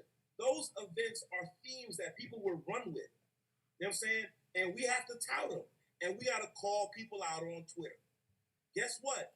The Atlanta Express, they put out on Twitter, we got the best 16 and 17-year-old teams in Georgia. And they promptly got their ass whooped in every tournament they played in or whatever. They created something out of nothing. And they got people to come see their kids. Right. Hey, there's nothing wrong with trash talk. Nothing wrong with it. Tell you what kind of bullshit we have to deal with. Warner Robins, a couple years ago, beat the hell out of Grayson and won the state championship.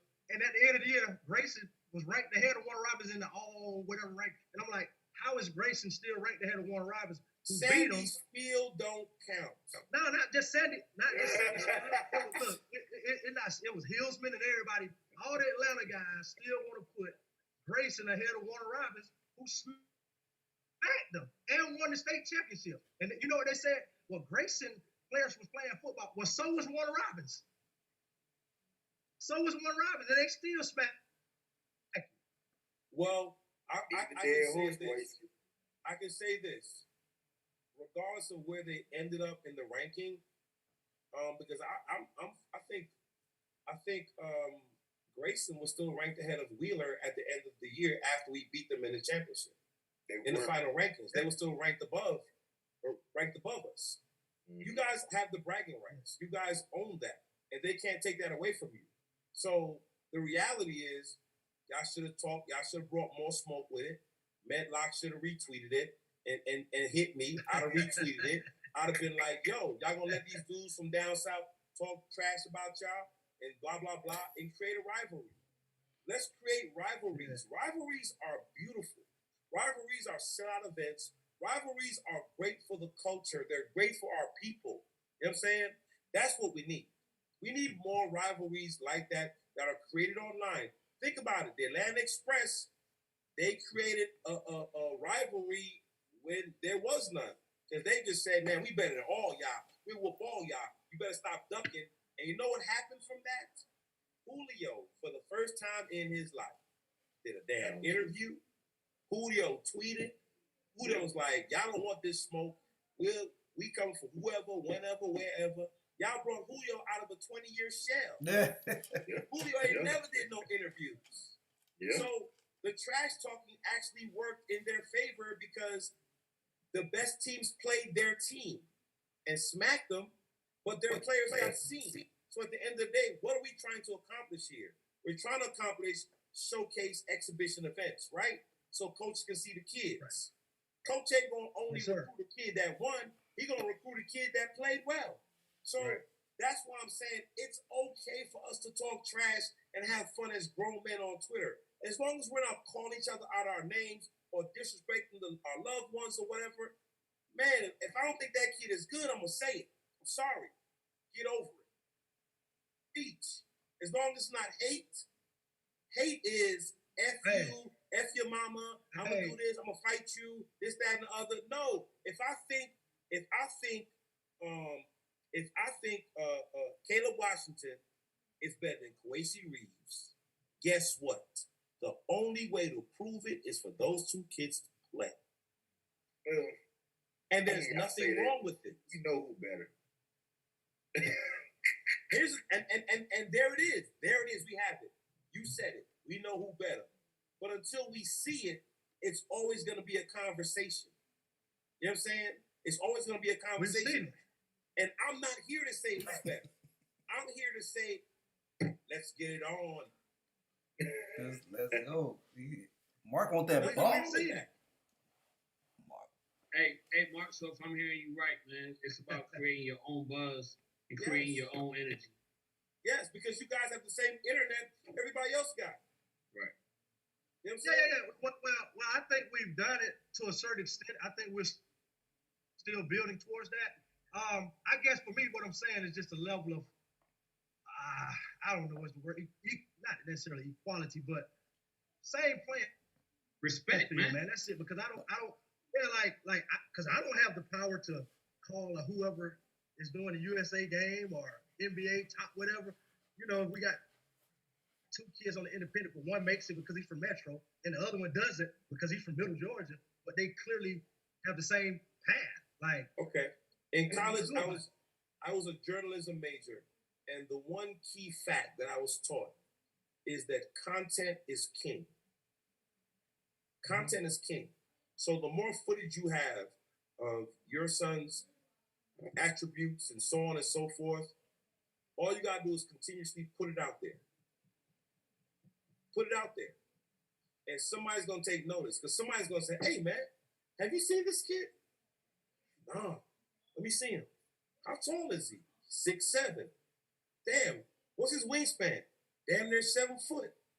Damn, he shoots a 3-ball. Damn, he's athletic. Man, where is this kid at? That's what that is. Right. Content is king, especially in this era that we're living in. This era of basketball, it's all about content. You have players who are overranked. You have players who get ranked sight unseen. You have players who are voted for to play in the McDonald's game sight unseen because they heard something or someone told them, hey, this guy's better than this guy. Well, let me look at the video. Did they ever play against each other? Well, who got more video out? I can do some research. That's what this is about, man. That's what this is about. It's about the internet. You know what I'm saying? It's about the internet, the World Wide Web. The information superhighway is what it was called originally. You know what I'm saying? We got to put the information out and we got to let it spread, you know? And you guys have to create the events. And I'm going to say this one more time. You guys need to let me come down there, do a couple cams. Let's hold on. Let's call OST. Let's call whoever, you know what I'm saying, to come down and film. You know what I'm saying? Put them up in a little hotel room. Get them some Krispy Kreme donuts from the Macon. Is the Krispy Kreme still over there in Macon? Yeah. When I was out here in '92, I used to go to the Macon Mall. I used to go from Middlesboro past that Krispy Kreme. And I was like, man, what's up with them donut shop, man? Come on, man. Them donuts ain't nothing. Bob bit into that Krispy Kreme donut. I almost lost my mind. Hey, you know with the hot sign. With the hot sign. I said, what that mean? What that mean? That mean they cooking them right now. They hot. They hot, ready. You know what I'm saying? So what I'm saying is, ain't nothing wrong with the Southern hospitality. Let's create our own thing, because people, if I have footage of a camp and kids and so forth, I can go to my followers who have 15, 20, 15,000, you know, followers or whatever. Hey, man, I'm going to go right today. I need you to retweet this for me. Right. I need you to retweet this for me. I can send this to a coach and say, hey, man, I saw a special kid, bro. I know he can fit in your program. Let's create your own thing, bro. See, the thing is, people think, oh, well, people in Middle Georgia ain't going to pay $125 for no camp. Shit, that ain't true. People pay what they pay for. They pay for Jordans. When y'all Jordans come out, don't y'all Jordans sell out? Yeah. Exactly. So don't tell me people won't pay $100 for a camp. Because guess what? These people holding these gyms, they ain't giving you no discount. You know what I'm saying? Right. They ain't giving you no discount. And them hotel rooms we got to rent to get out there, they ain't giving you no discount. That gas you got to put in your car, ain't no discount gas. So if parents want their kids to be seen in their own environment, which is comfortable for them, let's create it down there. So I got it. And if it gets a big enough buzz, matter of factly, I know I can get national scouts to take a look. Because I'm going to do me a camp this fall. And I'm going to have the heavy hitters. I'm going to have the national scouts there from different platforms. Hey, so we'll say next year or whenever, hopefully. Done deal. Now when I call up, I tell the team the referees are not going to cheat. Tell them that the crowd is going to be hostile, but the referees ain't going to cheat. Just come on play. If you a real hooper, play. If you a real hooper, your best games are played away. If you a real hooper, my little point guard Terrell Burden went to Tift County and beat them in the first. Don't look at me like that, Lock. Hey, because you wasn't on the staff when Willa came down there and lost in Tift County in the first round. Lock, can I tell my story, Lock? Tell your story. Okay. My little 5'8" point guard, Terrell Burden, went down there to Tift County and beat them in the first round of the state playoffs in their gym. Tift County said, man, I need to avenge that loss. Came out and played Campbell in the Naismith Classic, and Terrell Burden hit the game-winning shot. Those were two of his best games in high school. And it had nothing to do with the coaching, it had nothing to do with nothing. It had everything to do with that was the competitive spirit of those kids. You know what I'm saying? And there was a rivalry created for a split second. I said, hold on. Y'all beat us at our home with all referees and everything else. We're going to come down there and show y'all. But regardless of who won or lost, those are two great games. The same thing can happen anytime. We just have to create it. Let's create our own buzz. Okay, so understand something, guys. Urban culture spawns pop culture. For an R&B or a hip hop record to go pop, it needs to kill on the urban charts first, and then it goes to the white people. It goes to the rest of the world. But we have to co-sign it first. So let's do the same thing with our events. You know what I'm saying? Let's create our own buzz. Makes sense. Tell me why we can't do that in Middle Georgia. Because I come. I love Middle Georgia. I love it. I love, well, I can't say what I love because but I had never seen nothing before like that in my life. And I was like, I'm staying here. Matter of fact, when I went to Atlanta, I said, oh Lord, it's even more out here. I'm gonna move out here. New York City, I'm never going back. So that, hey man, I love Middle Georgia, bro. I got nothing but love for Middle Georgia. Yeah. Two of my baby mamas from Middle Georgia. One of them from Sandersville, other one from Madison. Hey man, I don't know where this conversation is going right now.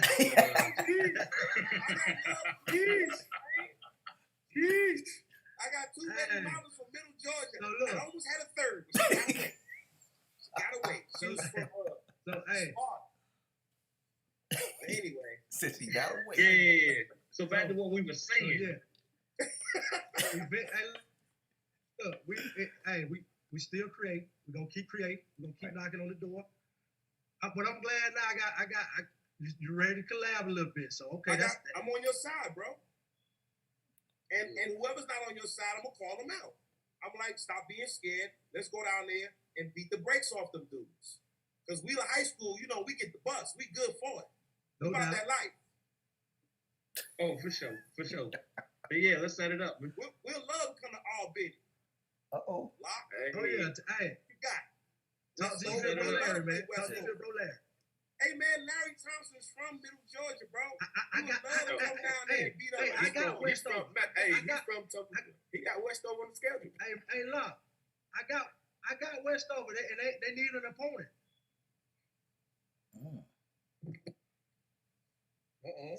Will Southcott come back down? I got Westover, and they need an opponent. Will Southcott come back down? Southcott, yeah. They came last year. Yeah, they did. Hey man, that's a conversation, man. Y'all need to call him out. I need because the man is from the area, so he should have a yearly game going back home anyway. Right. Just because, and that game, I got one waiting on it. That game should sell out. I might get you Lithia Springs. Lithia Springs, the head coach from Albany. Hey, I got a couple of schools we're gonna reach out to for you, Wasted. Yeah. Hey, real quick, man. It looks like we got a question from a viewer. Coach Charles, go with it. So yeah, I don't know if it's a question, but it's my boy Brad from EYA Sports. Yeah. Brad said y'all making all these moves. He said if y'all going to Middle Georgia, they need to hit 75 South through the side. South side. He said make a quick stop on the way. Don't just go straight to Middle Georgia now, South Georgia. He said make a quick stop. They want some of that. Hey Brad, you know I'm gonna make that stop. I got a little thing now. Clayton County don't want no smoke. Clayton County used to have some teams. They was running through some things for about 3-4 years now. I ain't gonna lie. Hey, they had a nice run. I've been speaking. I spoke on Dutch time all year. Yeah. See what happened. Now we got Sandy Creek. You see what type of year they're gonna have. But we're gonna see them. Yeah. Oh yeah. Hey, fellas, I think this has been a great conversation. Coach Charles, what you got? Oh, I was gonna ask Locke, man. I keep hearing about these lemon pepper wings, man. Everywhere you go, you talking about lemon pepper wings. Where is this wing joint at, man? Hey man, I gotta have a wing joint in every hood I go to, man. Everywhere I go, I gotta have my wings. You gotta have your wing joint. Making is overtime. Hey man, we ain't plugging no free advertisement on here, bro. Oh, my bad. My bad. Now if they want to get right, we'll get them right. we're gonna have to have that conversation first. Hey man, we're gonna have to meet. Hey man, we're gonna have to have a meeting with them when I come. They need to know when I come. I want a mild lemon pepper sprinkle. Hey, but nah, hey man, for real, it's getting to that 2-hour point, man, and it don't even feel like it because we just talking that talk. So we're gonna get ready to wrap, man. Before we go, Coach Tad, you got anything else? Nah, man, just appreciate everybody being on, man. Like I say, Wasted family, Mark Edwards, man, a lot of stuff, man. You talked about, man. It's great. We appreciate you being on, man, and looking forward to keep this thing going and keeping in touch with you. Like Medlock, man, same thing, man. Appreciate you being on. Hey, Tech, I'm family. I need the family.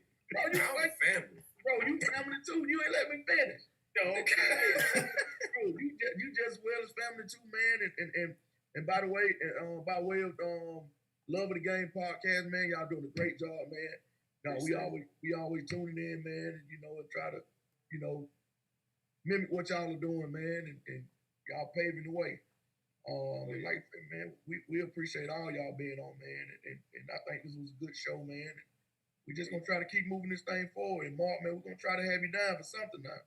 Oh, yeah. I travel every weekend. I go out of town Friday, Saturday, come back Sunday. Every weekend, training a client, and I'm working 5 days a week, man. I'm with it. Yeah, I'm with it. I love to run through the Benny again. The Benny. See, I know about that. What's up? You just had a conversation with Chris Cameron. That's all. No, I've been there. Hey, Coach Charles, what you got, man? No, man, I appreciate everybody that came on the show, man. Like Coach Ted said, we're a big fan of Love of the Game. Hey, Medlock, tell Bryce, I was at the show, I was watching the show, man. He said he thought about giving coaching up. Tell him, Coach Ted, we'll find him a group to coach. He ain't got to give it up. Tell him it's a home. We'll find him a home. We can find him a home. We always recruit some coaches. Hey, I let him know he ain't gonna give it up. He just being his feelings. I know.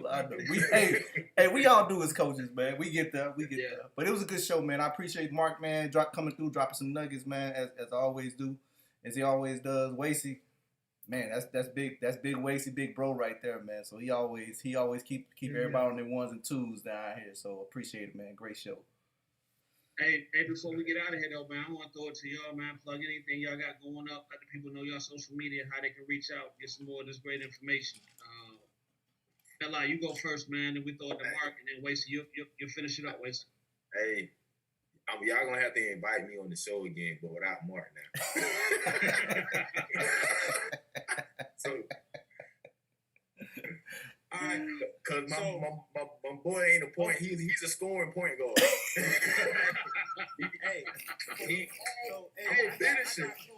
got Coach Larry Thompson on the line on speaker right here.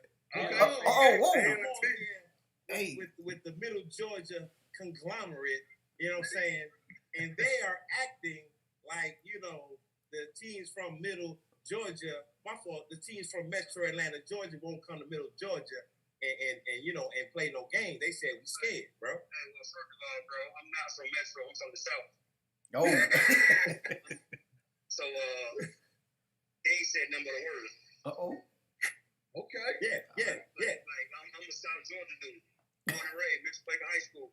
So, I don't know nothing about not going to the Macktown area. Ooh. Because where I grew up at. Yes, sir. Talk my talk, baby. I got 3 rings. Hey. Yes, sir. Hey. Talk my talk, Coach. Hey, I got an opening for you. Right there, what about those? We ain't about that ducking. We'll play Hey. I love it. Hey, tell him I get that. Hey, tell him I get that number from Frazier, and I'm gonna hit him up, and we're gonna talk about it because I got one for him. 449348382. Hey, I love it. That's coach right there, bro. I love it. God. Oh, no doubt. We're gonna talk about it. Oh, yeah. Hey, wait, all right, coach. I hit you over now. All right, man. See, I pull special guests out the hat. Y'all know I was gonna do that. No. Hey, man. Nah, you know what? I'll tell you this, man. Guys like Larry, and trust me, there are a bunch of coaches in Metro Atlanta, that, would love to do something like that. It's just about, let's figure out how to approach people and let's create these events, man, because, we're stronger together than we are apart. And, the bias that teams are seeing, from, the broadcasters or the evaluators, it needs to be called out. You know what I'm saying? It needs to be called out, and all our kids deserve a chance. So let's continue this conversation on a higher level and make these events happen, these camps, these tournaments, because it don't take nothing for us to support y'all. You know what I'm saying? It don't take nothing for Norcross, for McEachern, for Wheeler, for whoever to come down there and do a game. Let's go. Middle Georgia versus, up north or Atlanta or whatever. Let's do those games every single year. And, hey, SUB TV can broadcast it. We can make a big deal out of it. Get the tickets popping. You know what I'm saying? Sell it out, and it's a good look for everybody, man. I think that kind of content is beautiful, and regardless of we get blown out, you get blown out, or at the end of the day, we want it to be great events. And it showcases the level of talent that our kids have in Georgia, because Georgia right now is being touted as arguably the best basketball state in the country right now. All right. Our 2022 and 23 classes are on a different level. And I feel like moving forward past those years, you're going to see some of the same things. And it's because of the training, it's because of the coaching, it's because of the culture. And we need to be able to showcase our talent in Middle Georgia as well. It can't just be Atlanta 2022, 2023. It needs to be the state of Georgia 2022, 23, and going forward. So I love this. I mean, hey, let me know. I'll come back anytime and talk with or without Locke. You know what I'm saying? Locke, all Locke got to do is take me to the Benny one time. You know what I'm saying? That's all he got to do. I roll with him. You know what I'm saying? He don't want to show me nothing. We're going to go. We're going to eat Maryland fried chicken. We're going to go. I'm going to show you some. Hey, don't make me, I'm going to hold you to it, man. Don't play with me that boy. I like to eat fat boy now. Kowacie, I got you a team. They just hit me up. Hey, we're going to talk about it, baby. We'll talk about it. See, that's beautiful right there. There it is. Yes, sir. Mark, you want to give out your social media? I don't much use Instagram, but I'm Visionary38 on Instagram, VISIONARY38 on Instagram. I'm mainly on Twitter, and it's M Edwards B Ball. So M Edwards B Ball on Twitter. That's where I'm causing the most ruckus and having the most fun. But this is beautiful, man. Thank you, man. Thank you for having me. No, we appreciate it, brother. Waste. Yes, sir. Hey, Hype South Hardwood Invitational, baby. November the 28th, this is the second annual. We're going to make this thing grow. We're going to keep putting it out there. We're going to keep calling it out. And, hey, we're just going to make it bigger and better every year. Appreciate y'all, man. Thank you for Warren Roberts, Tat, Jamal, y'all, Charles, KP. Always showing love. Appreciate you, Mark, man. Appreciate it. First time having a real in-depth with you. Appreciate it. Lock. This ain't the first time. This is the second time. Stop playing. Second time. Hey, second time. Hey. Oh, yeah. I pulled you aside after the game, didn't know you from nothing. I said, hey, so I've called people and said, hey, this is what I think he should be doing. Oh, yeah. Because I love the kid. I love all these kids, man. Yeah. And sometimes it don't come out the right way, but those are my intentions. Oh, no, it was all good, though. Yeah, I want our kids to get all the love they deserve, man. Yes, sir. Appreciate you, brother. Appreciate you. And tell Larry, hey, he gonna get that call, baby. All right. I'm gonna send you his number. Hey, let him know about the freshman year, what you got coming up, bro. Oh, yeah, I ain't set a date yet, but that's my Instagram, Fresh U Camp. And I put like the premier the Georgia players, some of the top guys that you watching, Kowacie, Matthew Cleveland, a lot of guys out of Middle Georgia, Trey Green, Rashawn Tumlin, PJ Green. Georgia, the whole Southeast, man. Bryce McGowan's. Bryce McGowan's came out of South Carolina, yeah. So Florida State committee. Florida State committee. Yeah, I had some kids out of Florida. So yeah, we're gonna I haven't set the date because I'm trying to wait for all the AAU stuff over with. These tournaments just keep jumping up out of anywhere. So I'm trying to wait for it to die down. But when I do the freshman youth camp, I'm gonna do 2 sessions because I want each session to have just a certain amount of kids. So each session will probably be like 48 to 50 kids, and I'm gonna do 2 separate camps. Okay. And just to we're safe with the COVID and different things like that, because that's something that we need to safety first. Absolutely. And man, like, if I could just say one thing even about that, man, I know the COVID stuff has come about, you know what I'm saying, and it's made us change up how we move a little bit, right? Yeah. But I've been to a couple of camps or whatever the case would be, and honestly, with less kids, it seems a little bit more intimate and a little bit more eyes on as well. So, there's definitely some things that's coming from the way we have to move right now that I think moving in the future is going to be positive for the culture as well. Yeah. And I think, like you said, we can evaluate the kids a lot. Now, I can sit here. It's hard for me to watch 100 kids. That's why I got my coaches. But now I got 48, 50 kids. I can watch almost 40, 50 kids play. I can at least watch one team twice or once the whole weekend. So, no, man. Hey, so look, we're going to get out of here, man. But before I go, definitely big shout out to all of y'all for being on the show, man. I think this is one of our best shows yet. So, I'm waiting to go back and watch the replay myself so I can pick up on all the slick talk that was out there. Man, I'm going to be honest. I ain't even let my cannon fly. But I know y'all gonna bring me on sooner or later. Oh yeah. Yes, sir. And like Coach Charles and Coach Tat said, love of the game, man. We definitely check y'all, watch y'all out, man, and pave the way. So we appreciate y'all, man. Pushing the culture forward. Mark Edwards, man, we love your passion. We love your honesty, right? You're 100% honest in what you're saying, and it's all about making the game better, man. So we salute you on that from every level. Kowacie, as always, man, like we said, big bro, you're keeping us straight, keeping us where we need to be at, keeping Middle Georgia on the map, man. So, Mark, we definitely going to bring you back down. We're going to try to have you on the show again as well. We're going to get out of here, man. Like I said, it's been 2 hours. To the viewers, we appreciate you. Go back and watch it. We're going to tweet it. Yo, I do want to give a shout out to Coach Charles as well. We got enough viewers and we've gotten enough support that we were able to build a Twitter page for the show, man. Coach Charles, what's the address on that? It's at OTD_GA. If you check the description in this video, go to the description. The link is there. Yeah, so we appreciate all the support, man. All the feedback, all the love that we're getting.